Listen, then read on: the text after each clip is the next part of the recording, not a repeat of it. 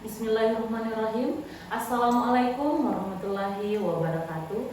Perkenalkan, saya Reski Amalia Gunawan, Program Studi Pendidikan Guru Sekolah Dasar, Fakultas Ilmu Pendidikan, Kampus Universitas Negeri Makassar.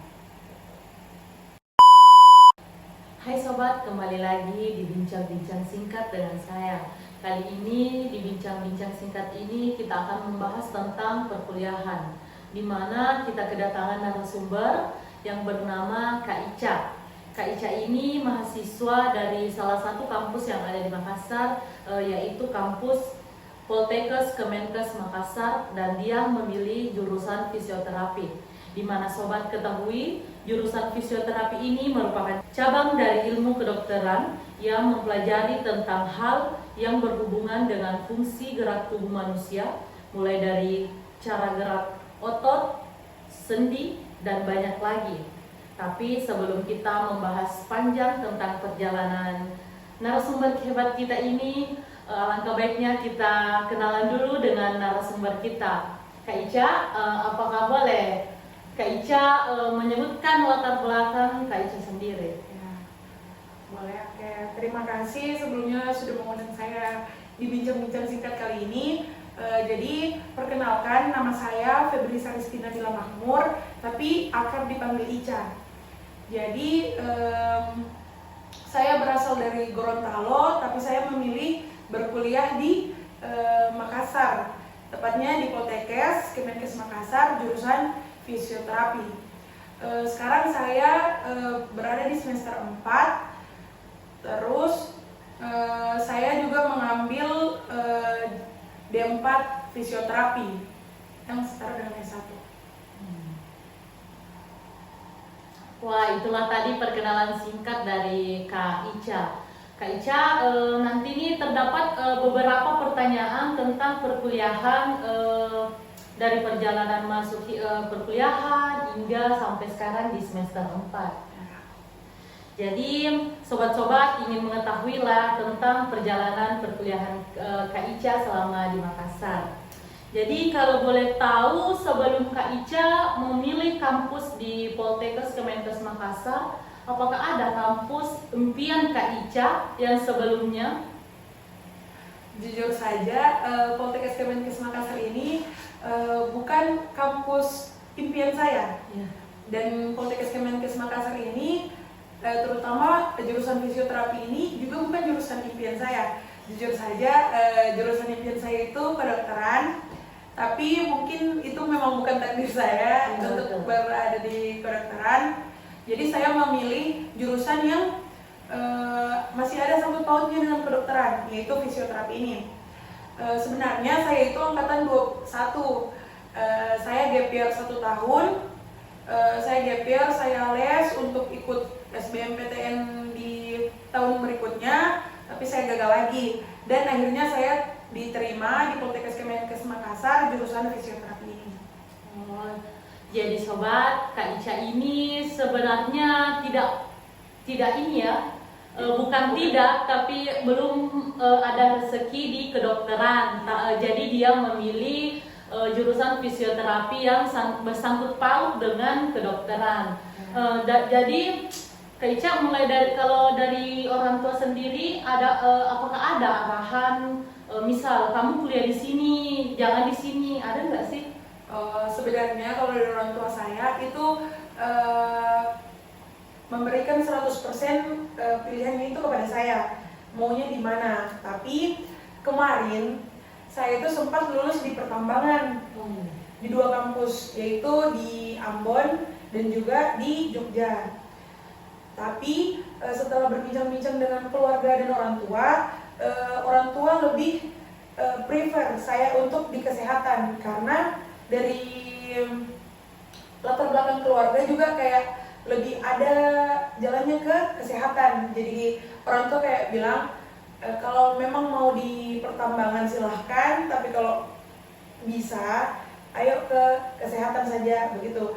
Setelah saya pikir-pikir, saya juga lebih fashion saya itu lebih ke kesehatan. Jadi saya lebih, kayaknya kesehatan aja, jangan ambil ini pertambangan, karena takutnya nanti berhenti di tengah jalan kan. Tapi dengan memilih itu ada nggak sih tekanan dari Kak Ica kalau apa itu di sini aja, atau orang tua melarang untuk berkuliah di Kemenkes? Kalau dari orang tua sih yang sudah saya bilang tadi, dia memberikan hak 100% kepada saya. Untuk tekanan sih sebenarnya tidak ada, cuma masih ada bayang-bayang kayak kenapa ya nggak lulus kedokteran, kenapa, apa salahnya, apa maksudnya kayak insecure gitu, kenapa bisa tidak lulus di kedokteran padahal sudah belajar mati-matian, sudah gap yang 1 tahun, tapi kembali lagi rezeki orang kan beda-beda begitu. Untuk tekanan dari keluarga tidak ada sih. Kalau keluarga mendukung 100%, cuma memberikan arahan baiknya bagaimana gitu. Jadi sobat, Kak Ica ini belum mempunyai rezeki di kedokteran dan apa yang tadi yang disebutkan? Yang dipakai daftar? Di pertambangan? Ya, lulus di pertambangan, tapi hati lebih memilih untuk ke fisioterapi. Iya. Nah, jadi apa sih yang dirasakan dari Kak Ica setelah lulus dari di kampus ini, di kampus fisioterapi ini? Jujur saja kan ini pengumumannya, saya waktu itu jalur tes, jalur yang apa namanya, Simama, kalau di Poltekkes itu Simama. Simama itu apa? Apa ya? Belum, pokoknya itu kayak tes tulis, terus dia tidak bayar uang pangkal. Oh, gitu. iya. Kayak UTBK lah, Iya. kayak SBMPTN, tapi ini kalau di Poltekkes namanya Simama. Jadi saya lulus Simama, kebetulan pengumumannya Simama waktu itu sebelum pengumumannya SBMPTN. Jadi ini kayak opsi B sebenarnya dari kedokteran tadi. Yang percaya sih. Ya. Habis itu waktu buka pengumuman dikatakan lulus utama, begitu, lulus utama Universitas Islam Makmur, lulus utama di jurusan fisioterapi begini. Kayak rasanya itu senang, Iya, tapi kayak senang. masih campur aduk karena masih menunggu hasil dari kedokteran. ya, kedokteran Oh, SBMPTN. Jadi kayak oh ya, waktu itu saya buka pengumumannya itu jam 12 malam, sementara belajar kimia. Oh, iya. Belajar kimia kan. Terus habis itu pas dibuka, oh lulus, alhamdulillah begitu. Tapi lanjut lagi belajar. Jadi bukan sesuatu yang Kayak tidak berpatokan ya, sama kelulusannya di Poltekkes ini. Karena berharap sekali kan sama yang Iya. SBMPTN gitu. Terus kan Kak Ica nih sudah lulus nih di Poltekkes. Bagaimana sih kalau di Poltekkes itu perkuliahannya bagaimana, cara belajarnya bagaimana? Susah nggak sih? Bagaimana kan sobat, kalian tahu bahwa memilih jurusan fisioterapi itu bukan jurusan yang gampang karena berhubungan dengan tubuh manusia. Bagaimana menurut Kak Ica? Jurusan fisioterapi sebenarnya jurusan yang susah gampang. Ada susahnya, ada gampangnya. Terus kalau di Poltekkes, bagaimana cara belajarnya? Sebenarnya enak di Poltekkes itu karena kita diploma, jadi kita lebih banyak ke praktek daripada teori. Teori itu kayak 40%, 60%-nya praktek. Jadi kita bisa terjun langsung, praktekkan langsung. Oh begini, kalau ada masalah pada tulang, sendi, otot, apa yang harus dilakukan. Terus untuk yang saya merasa sulitnya itu ketika kita menghafal anatomi tubuh manusia. Wah, itu paling susah ya. ribet. Karena ya ditahu sendiri anatomi tubuh manusia itu kayak sangat ribet, sangat luas begitu. Jadi kayak di sini juga saya belajar kayak, oh Allah kasih lihat ini kalau misalnya di kedokteran mungkin Ica nggak mampu atau gimana karena kalau di sini kayak susah-susah gampang. Terus banyak juga senangnya karena teman-temannya juga itu have fun, sama-sama merangkul untuk belajar, dosen-dosennya juga ramah, terus kating-katingnya juga kayak mau mengajarkan adik-adiknya, bukan yang kayak yang apa dia bilang yang senior junior gitu. Kalau di kerjasama ya kerjasama kayak adik kalau butuh apa-apa silakan bilang gitu. Sepertinya sobat-sobat ini ingin tahu nih, coba nih Kak Ica sebutkan salah satu atau apa yang ada di bagian manusia, beberapa saja.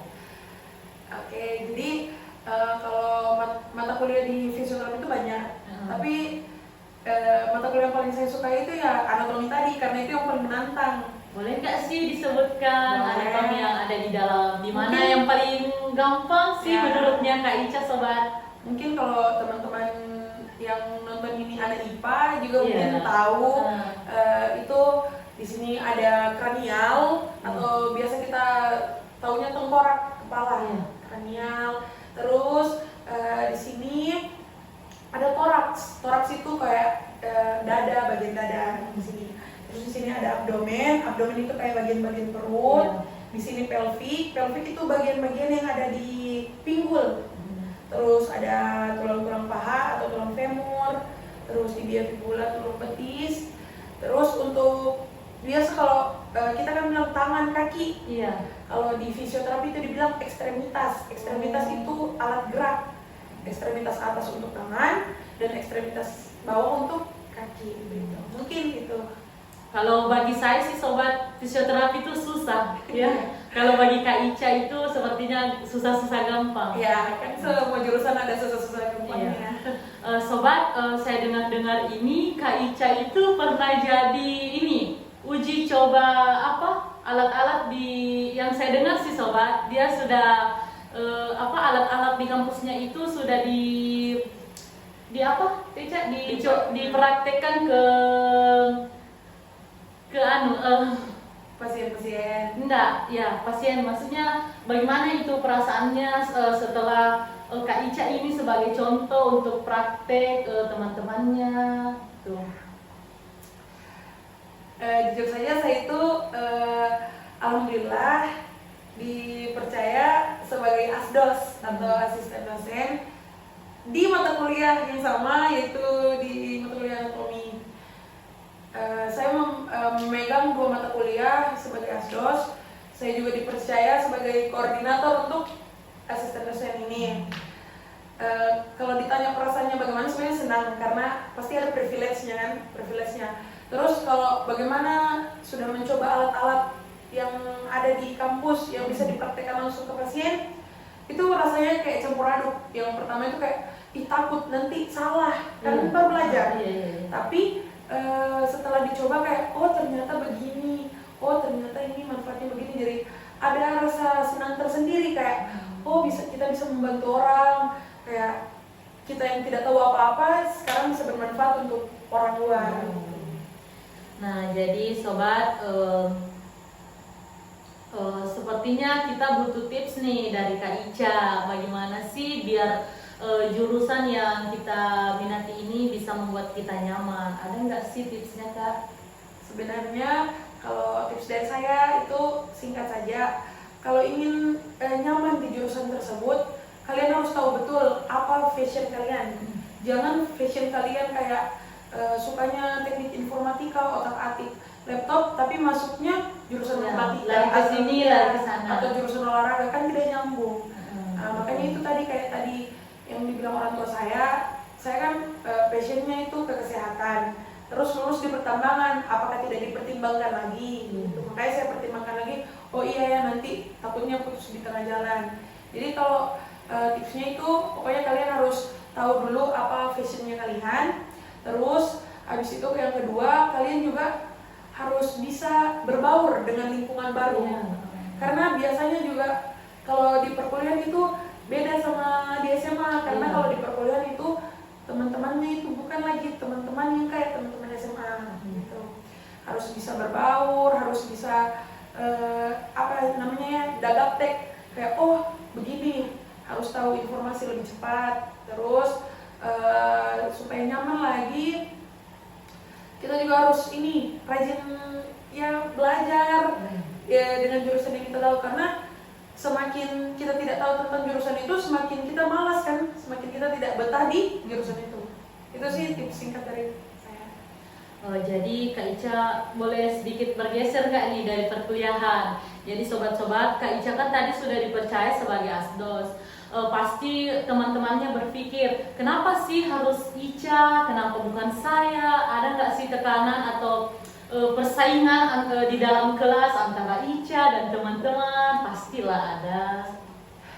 Kalau dibilang ada, pasti ada. Mungkin ada beberapa oknum yang iri kan, kayak kenapa dia dipilih jadi asdos, kenapa dia bisa jadi koordinator asdos, kenapa dia harus di 2 mata kuliah lagi gitu kan, pasti kayak ada iri hati begitu.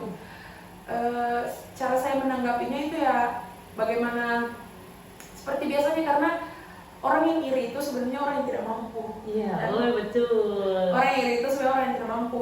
Kita ini saja branding diri kita kayak, oh target saya ingin jadi asdos. Kemarin itu sebenarnya tidak ada target saya untuk jadi asdos di 2 mata kuliah. Tidak ada juga target saya kayak saya harus jadi koordinator, tidak. Cuma kebetulan saya senang dengan mata kuliah ini. Saya senang dengan mata kuliah anatomi ini karena menantang. Kita harus menghafal ini, menghafal itu.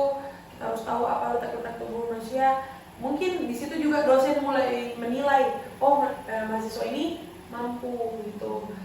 Jadi ya kadarullah saya dipilih jadi asdos. Terus kebetulan asdos saya itu ada timnya. Dari timnya itu dipilih lagi untuk jadi koordinator, dan alhamdulillah saya terpilih. Ya.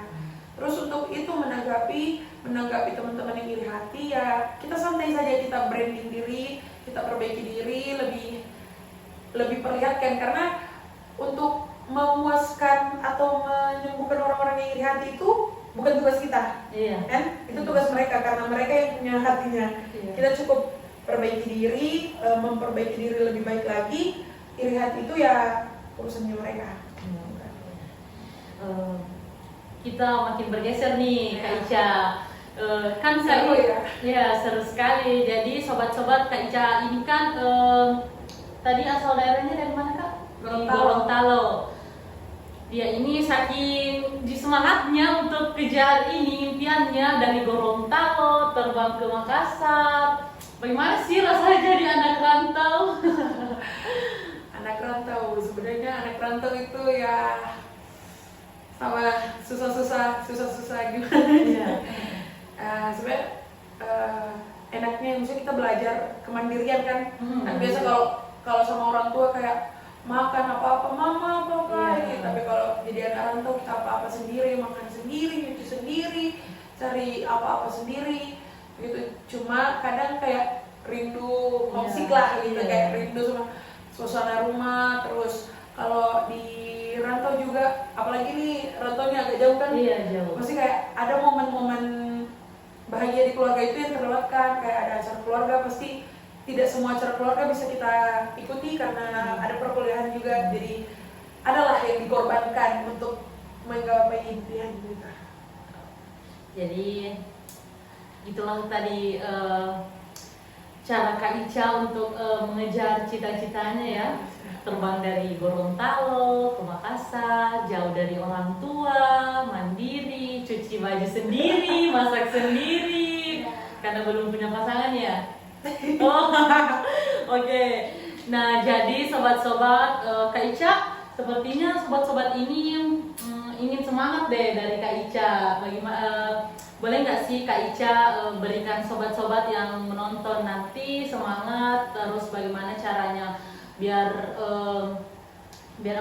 semangat dalam perkuliahan, semangat dalam menjalani hidup. Kayaknya tips dari Kak Ica ini keren sekali sobat. Coba kita dengarkan. Tipsnya itu kalau dari saya, untuk menjalani hidup yang senang itu yang satu pasti taat kepada Tuhan dulu, yang pertama jangan tinggalkan sholat. Terus yang kedua, untuk bisa menjalani perkuliahan itu bawa enjoy saja, jangan dibawa stres. Butuhlah healing, jangan terlalu diforsir tubuhnya untuk belajar. Pastilah ada healing, main keluar sama teman, terus banyak-banyak baca buku atau literatur supaya lebih berkembang pengetahuan. Apalagi kita yang remaja ini pengetahuannya kadang rada-rada belok, jadi butuh panduan. Kalau saya sendiri sering baca buku, saya senang baca buku. Saya juga senang kayak menulis artikel atau juga ikut lomba-lomba yang supaya bisa mengisi kekosongan waktu. Begitu. Terus untuk nanti adik-adik, kakak-kakak atau yang baru mau masuk kuliah, jangan memikirkan kalau kuliah itu susah.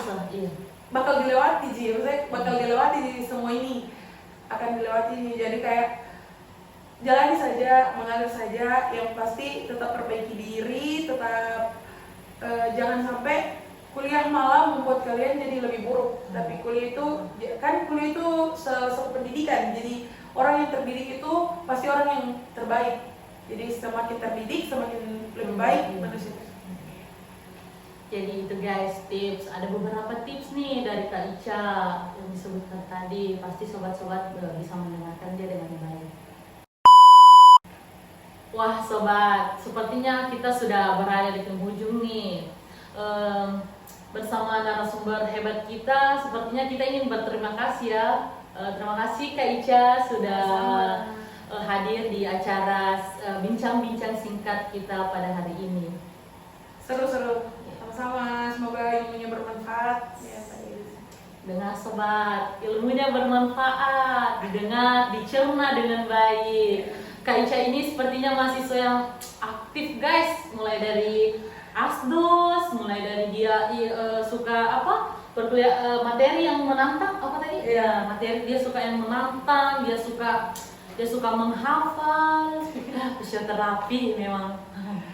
Siapa tahu ada yang mau jadi di fisioterapi boleh nih, coba dong bicara. Ya kalau misalnya ada yang mau jadi fisioterapi bisa di Poltekkes Kemenkes Makassar bagus, di Unhas juga ada banyak, di UNM juga ada, di kampusnya Kak Rizky juga ada.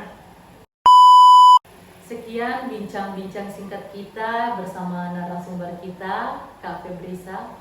Sekian dan terima kasih. Wassalamualaikum warahmatullahi wabarakatuh. Dah. See you.